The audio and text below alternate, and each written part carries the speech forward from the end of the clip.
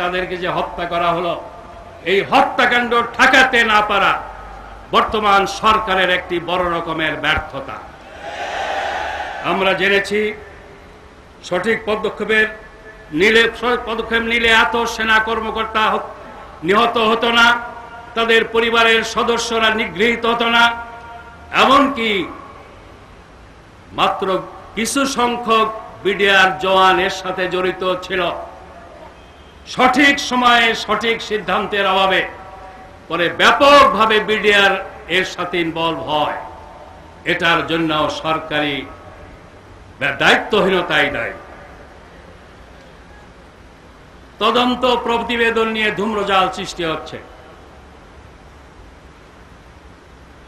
পত্রপত্রিকায় সেনা তদন্ত কমিটির রিপোর্টের কিছু আংশিক নিয়ে প্রতিবেদন ছাপা হয়। সরকার পক্ষ ক্ষিপ্ত হয়েছেন, বিক্ষুব্ধভাবে কিছু বক্তব্য দিয়েছেন। আমার পরিষ্কার কথা, অবাধ তথ্য প্রবাহের আইন আপনারা পাশ করেছেন। অবাধ তথ্য প্রবাহের আইন থাকলে সাংবাদিকদের কাছে তো তথ্য আসবেই। তার চেয়েও বড় কথা, আপনারা যদি ঢাক ঢাক করেন তাহলে কাল্পনিক রিপোর্ট ছাপা হতেই থাকবে।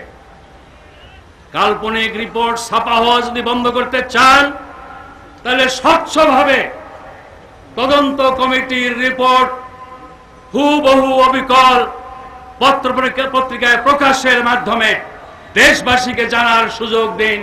তাহলে আর কাল্পনিকভাবে কোনো কথা কেউ ছাপতে পারবে না। সেনা কর্মকর্তার রিপোর্ট সম্পর্কে সরকারের শরীর শুভাকাঙ্ক্ষী একটি পত্রিকা কমেন্ট করেছে, Daily Star, army investigation restricted, many finds inconclusive. ডেইলি স্টারের এই মন্তব্য হেডলাইন, লিড নিউজ, এটা থেকে প্রশ্ন সৃষ্টি হওয়া স্বাভাবিক। সেনাবাহিনীর তদন্ত কর্মকাণ্ডকে রেস্ট্রিক্টেড কারা করলো, কেন করা হলো? সেনাবাহিনীর ফাইন্ডিংসে যা আসছে তা উপসংহার তারা টানতে পারলেন না কেন? আমি পরিষ্কার বলতে চাই, বিডিআর সদর দপ্তরের ঘটনা আমাদের অহংকার। সেনা কর্মকর্তাদের নেতৃত্বে পরিচালিত বিডিআর যেমন চোরাচালানিদের জন্য ছিল আতঙ্ক, সেমনি বিএসএফ এর জন্য ছিল আতঙ্ক। সেই বিডিআর দিয়ে ধ্বংস করে আমাদের সীমান্ত রক্ষিত করে ফেলা হয়েছে। আর চৌকস সেনা কর্মকর্তাদের হত্যা করে আমাদের প্রতিরক্ষা ব্যবস্থাকে দুর্বল করা হয়েছে। সেনাবাহিনীর ম্যান্ডেটের অংশ দেশের জাতীয় নিরাপত্তা এবং প্রতিরক্ষার উপরে দেশের ভেতর থেকে হোক বাইরে থেকে হোক কোনো হুমকি সৃষ্টি হলে তার মোকাবেলা করাটাই হলো সেনাবাহিনীর ম্যান্ডেটের অংশ। অতএব যে পিলখানার ঘটনা জাতীয় নিরাপত্তা হুমকি সৃষ্টি করেছে, দেশ রক্ষা ব্যবস্থাকে দুর্বল করেছে, সেই ঘটনার সুষ্ঠু তদন্ত সেনাবাহিনীরই বানায় সেনাবাহিনীকেই করতে দেওয়া উচিত ছিল তাদের পেশাদারিত্বের মাধ্যমে। এবং তাদের যে ম্যান্ডেট, জাতীয় নিরাপত্তা এবং প্রতিরক্ষা ব্যবস্থা উপরে হুমকি সৃষ্টি হলে তার মোকাবেলা করা, এই ম্যান্ডেটকে সামনে রেখে তারা স্বচ্ছ প্রতিবেদন দিতে পারত। তাদের এই প্রতিবেদন দিতে রেস্ট্রিকশন আরোপ করা হয়েছে কার স্বার্থে? জাতির সামনে বড় প্রশ্ন হয়ে আছে। এই প্রশ্ন একদিন না একদিন হয়তো বুমেরাং হতে পারে। প্রিয় ভাইয়েরা, বিডিআরকে এখন পুনর্গঠনের নামে অন্য প্রতিষ্ঠান করার চিন্তা ভাবনা হচ্ছে এবং সেখানে ওই বিএসএফ এর পরামর্শ নেওয়া হচ্ছে যে বিএসএফ এর আতঙ্ক ছিল আমাদের বিডিআর। বিএসএফ এর গুলিতে আমাদের কৃষক মারা যায়, ক্ষেতের ধান কেটে নেয়। বিডিআর সদস্যরা জীবন দিয়ে এগুলো ঠেকিয়েছে। পদুয়া বড়াইবাড়ি এর সাক্ষী। এবারের বিডিআর এর ঘটনায় আমাদের প্রতিবেশী দেশ পদুয়া এবং বড়াইবাড়ির প্রতিশোধ নেওয়ার জন্য নেপথ্যে যে ঘটনা ঘটায়নি তার কোনো নিশ্চয়তা নেই।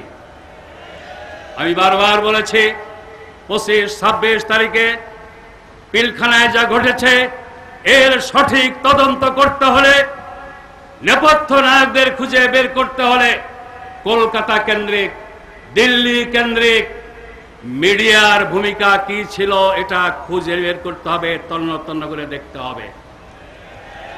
সে দেশের গোয়েন্দা সংস্থার বরাত দিয়ে আমাদের দেশের টেলিভিশন চ্যানেলের আগে ভারতীয় টেলিভিশন চ্যানেলে কিভাবে সংবাদ প্রচারিত হতে পারল, এর একটা জবাব আসা দরকার তদন্তকারী কমিটিগুলোর মাধ্যমে।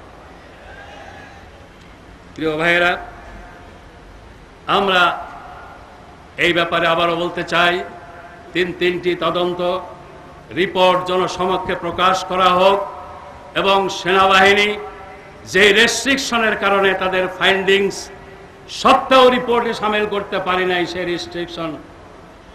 সেই রেস্ট্রিকশন তুলে নিয়ে তাদের রিপোর্টকে পরিপূর্ণ রিপোর্ট হিসেবে গড়ে তোলার সুযোগ দেওয়া হোক।